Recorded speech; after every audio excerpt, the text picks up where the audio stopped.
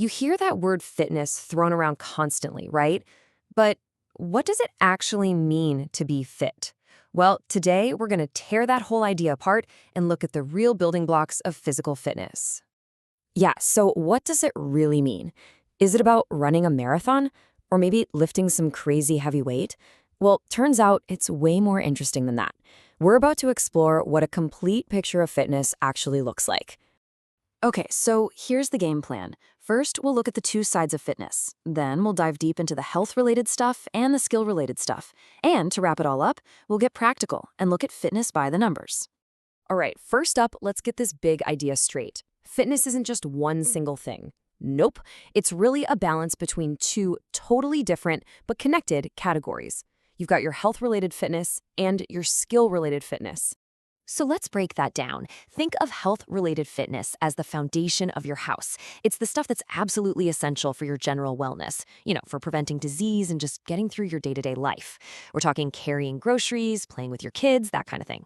Now, skill-related fitness, that's like the cool architecture you build on top of that foundation. It's more about performance in sports and other specific physical activities. Okay, so it makes sense to start from the ground up, right? Let's dig into that foundation of wellness and look at the 5 key health-related components of fitness. First on the list is cardiorespiratory endurance. I like to think of this as your body's engine. It's all about how well your heart and lungs work together to get oxygen to your muscles when you're exercising for a while. When you're jogging, cycling, or swimming. This is the component that keeps you from running out of gas. All right, next up, we've got a pair that people mix up all the time. Muscle strength versus muscle endurance.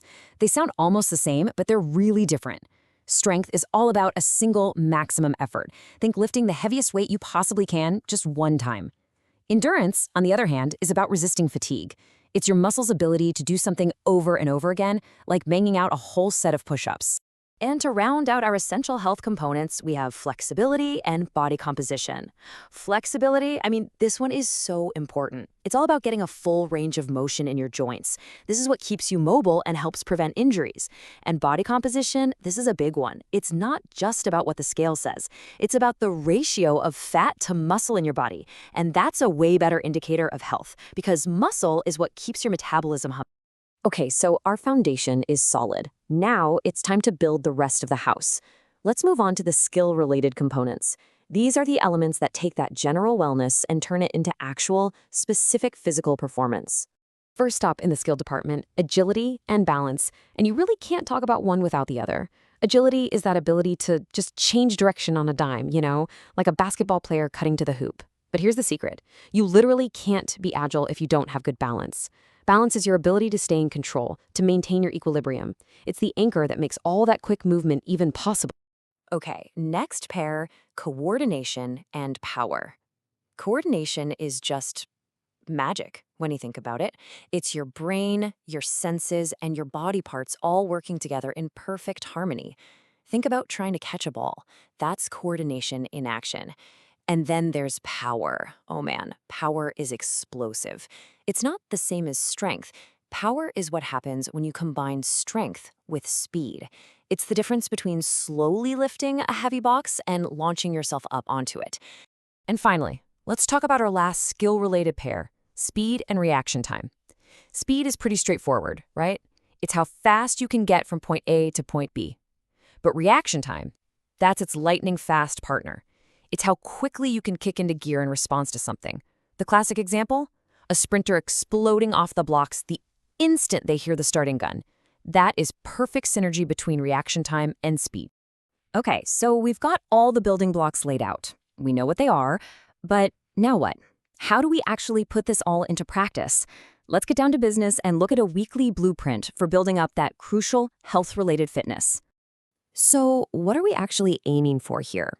The official guidelines for big health benefits give us a great starting point. You want to shoot for at least 150 minutes of moderate intensity aerobic exercise each week. That's really just a little over 20 minutes a day. And then on top of that, you'll want to get in 2 days of strength training that hits all your major muscle groups. Okay, but what in the world is moderate intensity? That sounds kind of vague, right? Well, a really great way to measure it is by using your heart rate. And there's a super simple way to get a rough idea of your max heart rate. Just take the number 220 and subtract your age. Seriously, that's it. It's an awesome little tool to help personalize your workout. And this chart here is how you put that number to work. I know it might look a little complicated at first, but it's not, I promise. Just find your age up at the top and then follow that column down to see your target heart rate zones for different goals. So for that 150-minute weekly goal we just talked about, you're going to want to hang out in the moderate activity and weight control zones. That's roughly 50 to 70% of that maximum heart rate you just calculated. So what's the big takeaway from all of this? Let's bring it all together. The main thing to remember is that real fitness is a holistic thing. It's not about being a one-trick pony. It's about building a balance across all these different health and skill components. The goal is to build a body that's not just healthy, but also capable and ready for anything. So there you have it. We've deconstructed the whole thing, from cardio all the way to coordination. So I guess the only question left for you is this. Now that you can see all the different pieces of the puzzle, which building block are you going to start with first?